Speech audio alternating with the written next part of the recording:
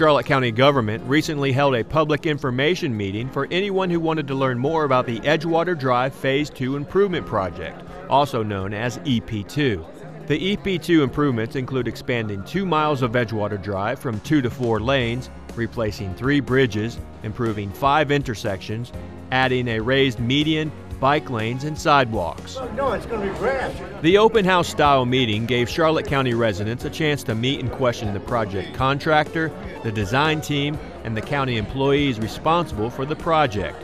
The meeting was particularly beneficial to residents who live near the Edgewater Drive corridor. These meetings are good because people hear things from their neighbors. They get a lot of misinformation. There's a chance for them to come out and get the real information. Sometimes we don't know the answer, and we're more than happy to say we don't know. We can go back and find out the answer sometimes. Sometimes there's just no answer that we can provide the public that makes them happy, but at least at this point, they're getting the right answer. They're not getting discussion among their neighbors where all of a sudden they're getting misinformation. Charlotte County Public Works project engineer Chuck Coons is thankful for the chance to educate residents about the project and provide correct information firsthand. A lot of times residents will come and tell us, we heard the project has been scrapped, we're not going to do the project. One of the residents that lives in this area, I also know him socially, and he's asked me questions throughout the design phase and the beginning of the construction now. And no, that's not true, this is what's really going on. So, Tony will come to me and ask questions, and I've met with his citizens group 2 or 3 times and hopefully help them understand what some of the issues in the project are, what some of the delays have been, and now that we're in construction, what some of the things that are going to happen in the very near future. During the meeting, Coons said he heard several common questions. People are very interested about detours, utilizing the 2 parks that are in the corridor, and also boater traffic, because this is a boater community. We're impacting 3 of the bridges, so the people that live upstream of the bridge, they want to know that they'll be able to continue to utilize their boat, being able to get through the bridge opening during construction. Mark Mabey is the project manager for Thomas Marine Construction. His company will be rebuilding the 3 new bridges and retaining walls for the project.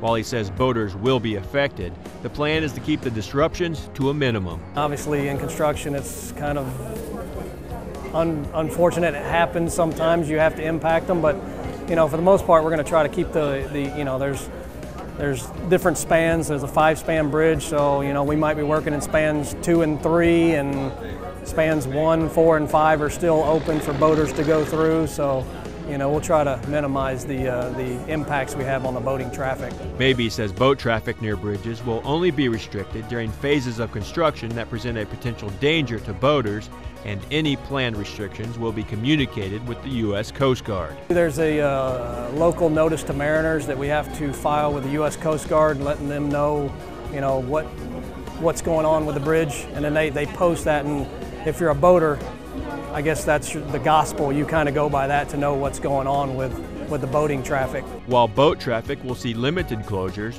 portions of Edgewater Drive will be closed for the duration of the project. Chief Mary Ann Taylor says her department has been working with engineers and will stay in contact with them throughout the duration of the project, so they will always know how to quickly respond to the residents despite area detours. Well, our responses will remain the same. We have 2 stations that are in relatively close proximity to this area. Station 1, which is on Easy and 41 on the access road, which will be the primary response to the majority of that area. And they'll shoot right down 41 and come into those areas through the roadways that come right off of 41, and not a problem. And then Station 2, which is off of Collingswood, would be to the outer section of that, and they have a limited response area on the midway side of that construction area, so there'll be no issue with them getting there either. Spring Lake and Sunrise Parks are located right in the middle of the project, but will remain open throughout construction. The contractor is required to maintain access to the parks throughout construction, so there'll be temporary roads constructed. We'll do whatever we have to make certain that the residents be able to continue to enjoy the recreational facilities. One of the parks is a boat ramp, which is very, very popular with the residents. The other is Sunrise Park. Sunrise Park has some tennis courts, and a lot of people enjoy that recreational activity during during the week and weekends, so they need to be able to access those parks. Construction on EP2 will continue over the next 2 years and is scheduled for completion in March 2017. For up-to-date information about traffic detours, construction schedules, boating, or impacts to local parks, visit www.goep2.com. There, you can sign up to receive updates through text messages and email blasts. Reporting for CCTV, I'm Todd Dunn.